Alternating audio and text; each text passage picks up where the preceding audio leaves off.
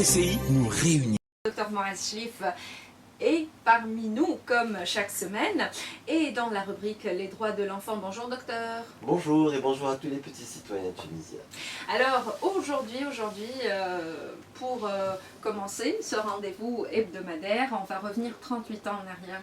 C'était Oui. le 26 janvier 1978. Absolument. Je trouve que dans un processus de révolution comme est le nôtre, il est bien de s'arrêter sur l'enseignement de l'histoire. Et on a l'impression que c'est un cycle qui se répète. Le 26 janvier nous rappelle une révolte populaire, une révolte syndicale, une révolte citoyenne. Dans les ingrédients, si j'ose dire, sont les mêmes que ceux qui sont aujourd'hui. Pourquoi on a besoin de l'évoquer?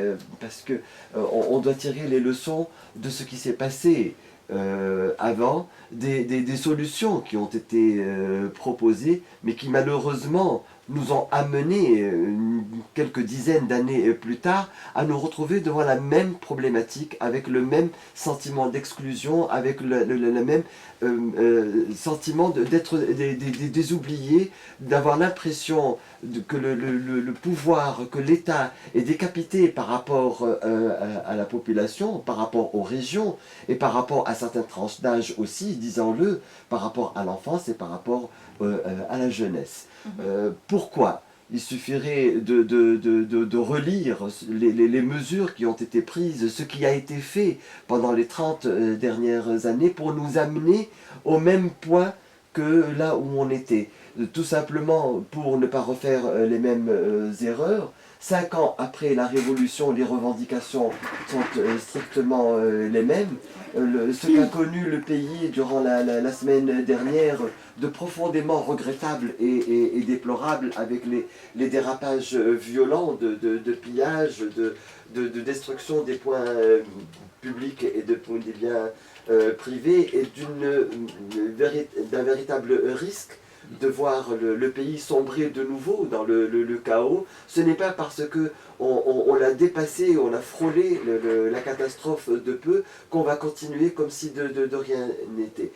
J'ai l'impression qu'en Tunisie, on a une mémoire extrêmement courte et extrêmement sélective, et qu'on ne tire pas les leçons qu'il faut d'un passé, somme toute, dans l'histoire d'un pays qui est un passé relativement récent. Et il faut rappeler, docteur, aussi que quand même il y a beaucoup d'adolescents, d'enfants qui sont impliqués, qui sont entraînés dans ces actes de violence. Absolument. Et c'est pour ça que les réponses qui doivent être données doivent tenir impérativement compte de cela. Parce que beaucoup de sonnettes d'alarme ont été tirées ces dernières années, notamment depuis la Révolution. Partout on parle d'une révolution de jeunesse, mais on se rend compte aujourd'hui que c'est la jeunesse qui est oubliée et qui reste au banc de la société à tous les niveaux. On évoque essentiellement l'enrôlement dans le processus du travail, mais nos responsables, tout compris, ceux qui sont au pouvoir aujourd'hui, ceux qui sont dans l'opposition aussi, disons-le, tous les responsables politiques ne semblent pas faire participer les jeunes au processus politique et démocratique dans le pays. On trouve les jeunes réellement dans la société civile, dans une contestation à la fois culturelle, imaginative et créative, mais qui ne s'enrôlent absolument pas dans toute la mécanique réelle du pays. Ils sont là à tambouriner devant les portes, devant les fenêtres, devant les barricades et les murs érigés par